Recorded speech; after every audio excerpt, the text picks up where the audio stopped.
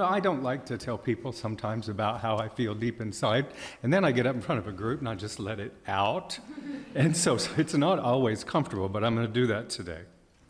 I want to say that I love that poem, Jesus at the Gay Bar, because there was a time we couldn't go into the church looking for Jesus.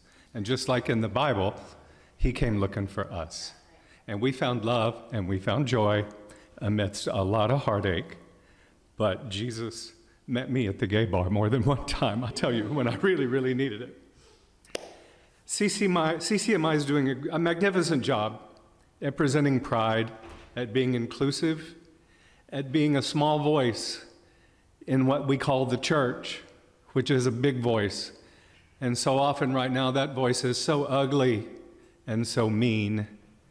And so to have this little bastion of civilization and these wonderful signs out on the road, they mean a lot to the community. People tell me that when I tell them where I go to church. They're like, oh, I drive by there. I love that church. I'm so glad that you guys are affirming. They don't come in, but they know we're here. They know we're here. And I think that's so important. I also want to honor that it's Father's Day. I often forget about that. I had two dads. I had a biological father who donated what it took to create me and never spent any time with me and would have nothing to do with me, especially after I came out of the closet. However, I have learned since his passing through a nephew that I did not know I had, that he was very proud of me and loved me and talked about me all the time. I'm not hurt that I didn't hear it, but it's weird. Very weird. It's like, oh wow, that guy that never called loved me and was really proud of me. Now my stepdad, he rocked. He knew I was gay from the minute he met me. My mom was so upset when she found out, and he was like, well, duh. How did you not see that? And she's like, nobody knows. And he was like, my mom knows. She was like, your mother knows? And he was like, well, yeah, everybody knows but you, Glenda. And so he was really supportive, and he was always very proud. He was proud of me when I went to the Navy, and he always said, I'm so proud of you because I don't have to worry about you. I know you're going to make it. You're tenacious. So I want to celebrate fathers in all their forms and all their strengths. So it's Pride. Pride flags, rainbows, and angels. Pride Day, Gay Pride, Queer Pride, Trans Pride, Black Pride, Latinx Pride, Filipino Pride, Lesbian Pride, Bi Pride, Pride March, Pride in the Park, Pride on Capitol Hill, Pride across the bridge, East Side Pride, Pride, Pride, Pride. It's a lot. It's everywhere. Oh heavens, it is everywhere. Get your Pride gear. They still sell it at Target. It's not up front anymore. They still want your money, honeys. You just got to go to the back to find it. You can rainbow yourself into a frenzy. The bank has pride flags, and so does Safeway. Rainbows are everywhere. Pride has become so much like Christmas in our consumer culture. There is a beautiful truth and meaning at its core, but oi, the buzz, it's a mess. The indulgence, the consumption, it's over the top. The people who organize Pride on Capitol Hill and the people who organize Pride at the Seattle Center, they make a fortune off of Pride. It's big business. A lot of people are like, no, that's a not-for-profit. It's like, no, it's a very much a for-profit.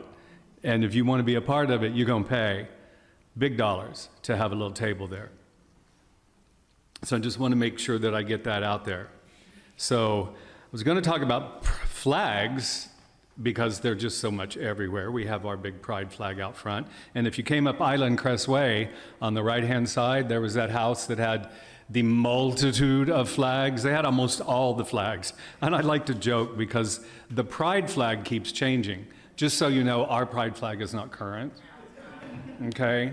And I think that's more of a conspiracy of Big Flag to sell more flags. It's kind of irritating sometimes. Let's put one more logo on this. Let's put one more ugly color with all the beautiful colors. But there's a reason, and I want to celebrate that. We do have the pride flag, and it does change colors and shapes. I don't know if you know this, but there are over 50 flags representing different lifestyles and orientations within the queer flag spectrum. That's not even easy to say. 50 flags. You get a flag, and you get a flag, I get a flag, they get a flag, everybody gets a flag. What does it mean? I'll get to that in a minute. I jest about the flags and the different pride terms and events, you see, because the queer community is hardly a monolith. We're hardly a beautiful, loving place to come out to. It can be a real mess. It can be a real mess. Capitalism, sexism, racism, ageism, selfishness. I learned that we need a lot of those flags and events because many people do not feel included by the easily accessible queer culture, where you see the rainbow flags on Capitol Hill, not necessarily welcoming to all of the different kinds of people who don't look like the people occupying those spaces. So everybody needs their own flag. And that bothers me, but it also makes me happy because there are people willing to say, no, I don't fit that paradigm. I'm a little different than you think I am. Open your mind. And I'm like, well, it is open. And they're like, open it a little bit more. It's like, all right, I will. And I do. And I love that. Just because somebody's part of a community, the queer community, whatever that means. I don't understand community anymore. It's like if you've got diabetes, you're part of the diabetes community, which makes it sound like you all meet somewhere and have healthy food, right? But you just have diabetes, right? And I'm part of the queer community because there are a bunch of queers. And we don't always offer community. I have to say that. And so just because you're part of a community doesn't mean you're safe. Does not mean that you're welcome.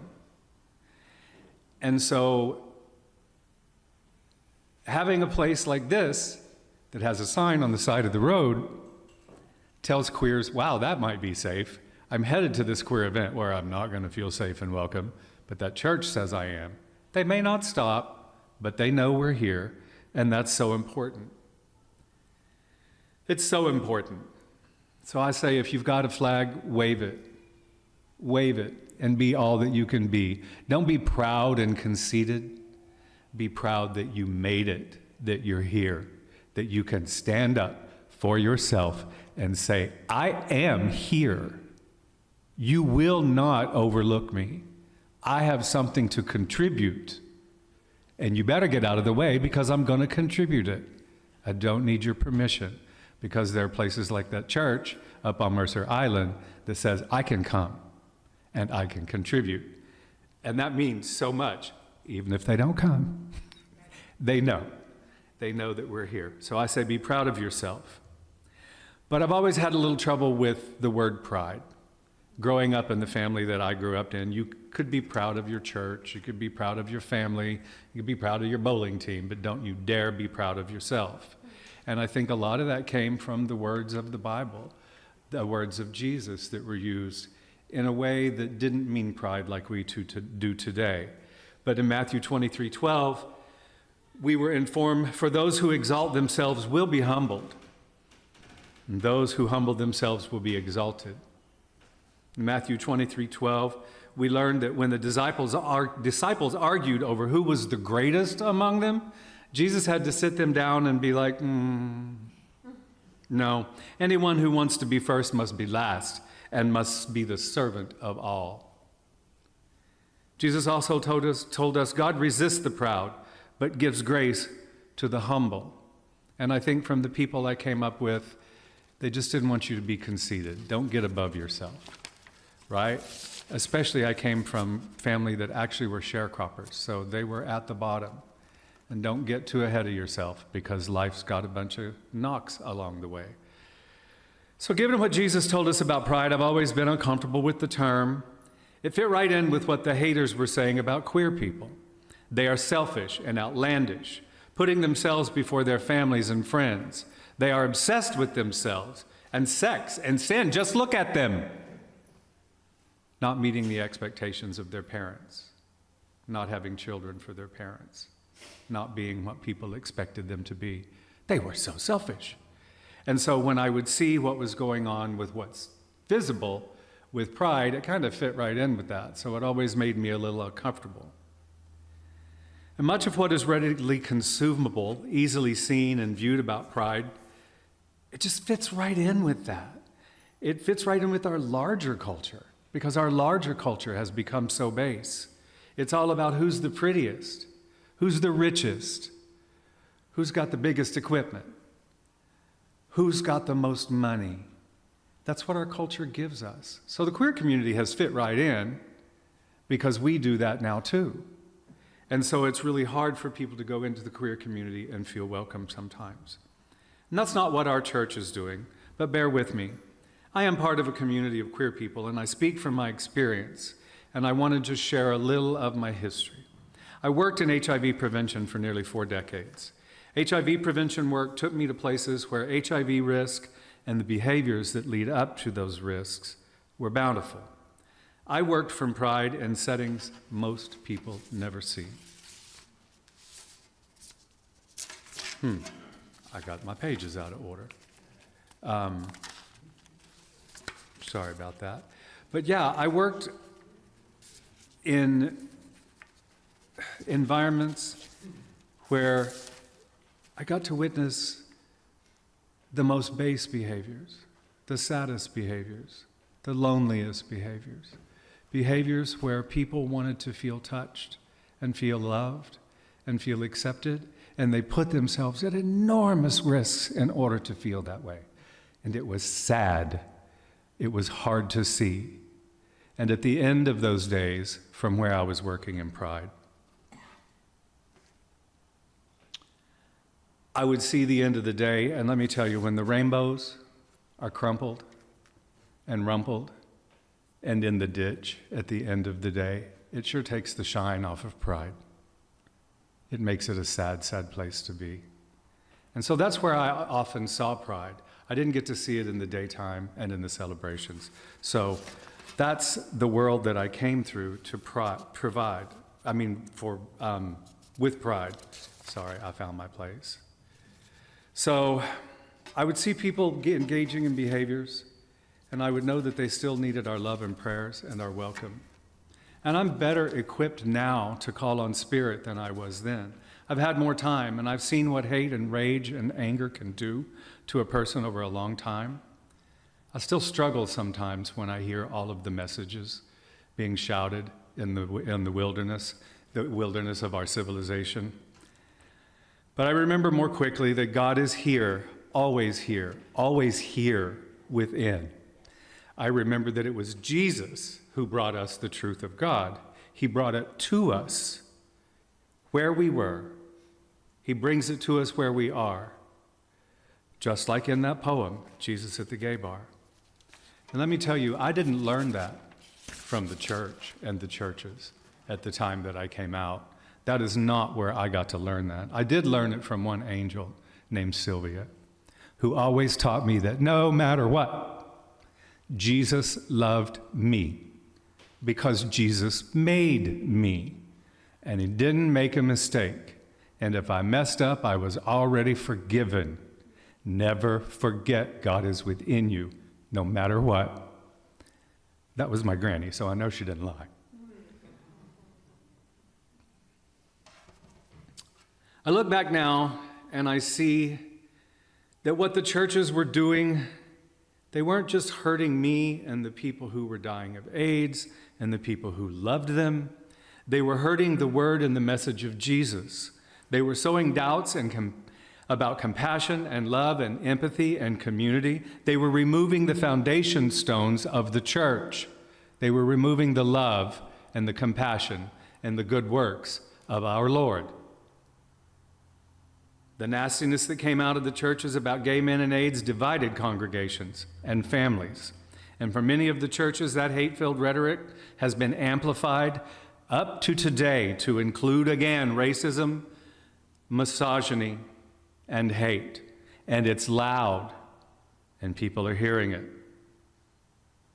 Even today, I have Christian cousins who are telling their brothers and sisters that if they love their gay children, they're going to hell. That if they let their gay children come across the threshold of their doors, that they are doomed to hell. I can't even imagine saying that to someone that you love, but it's going on right now. So our little voice really makes a difference. And it was not just the Christians. Jewish comedian and actor Judy Gold tells of women she knew when they found out their sons were gay. They set Shiva for them. That is a ritual done to honor people you love that were just buried.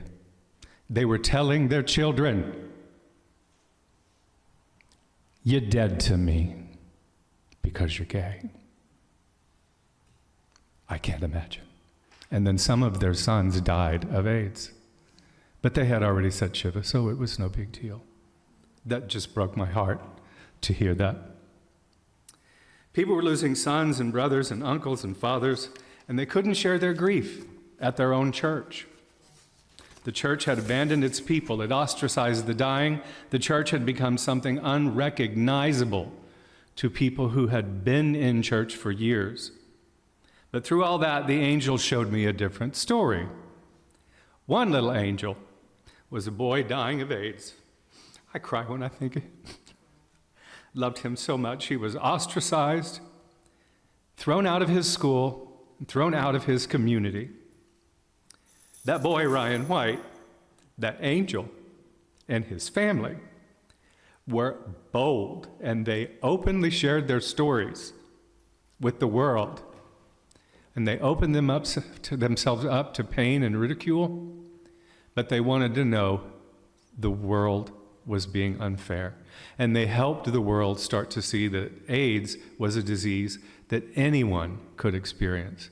But the beauty in that story was that another community and another school, Arcadia in Indiana, said, "Hey, we love you. Come to school here.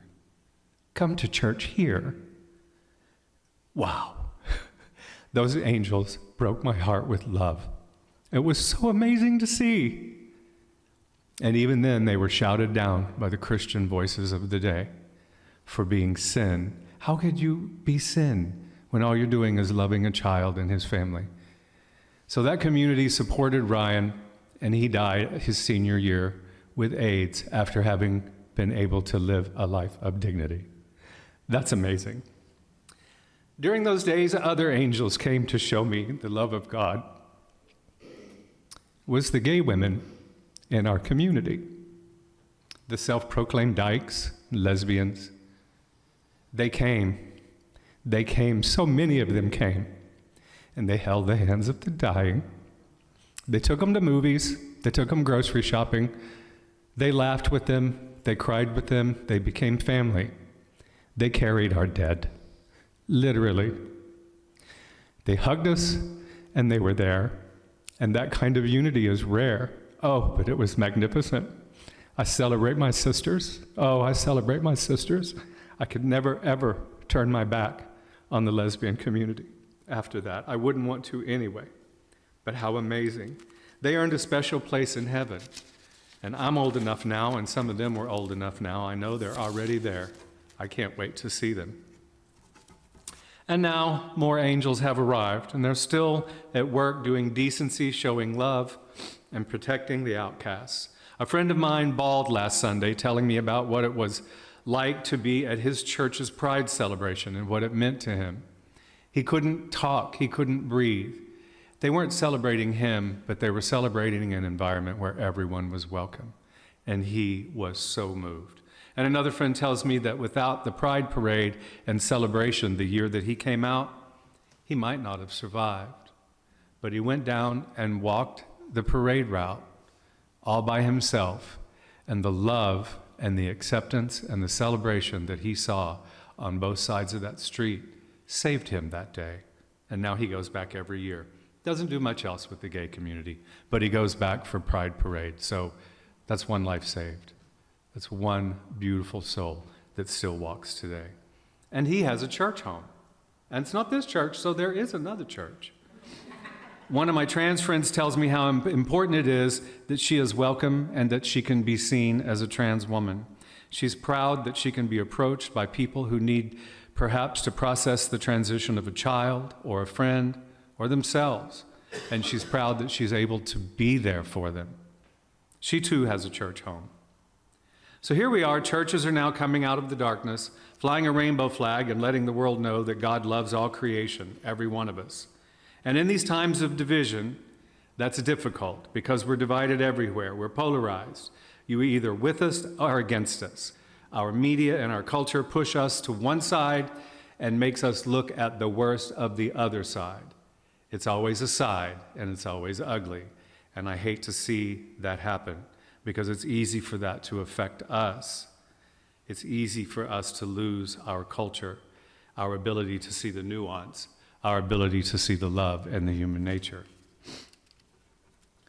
I do have one more story about angels, and then I'm going to start to wrap it up.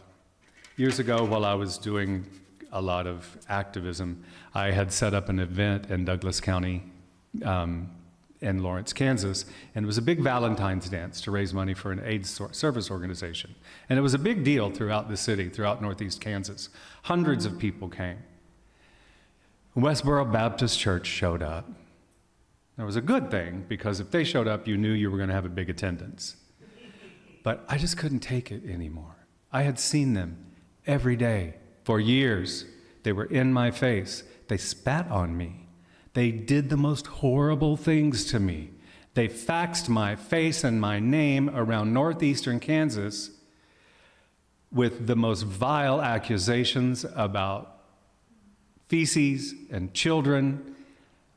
I just couldn't take it another minute, and I was about to lose it that day. And from nowhere, as I'm getting ready to cross the street, comes this small group of college people. I think it was all women. And they stopped in the street and they had these big contraptions on their backs, and I thought they had bombs or something.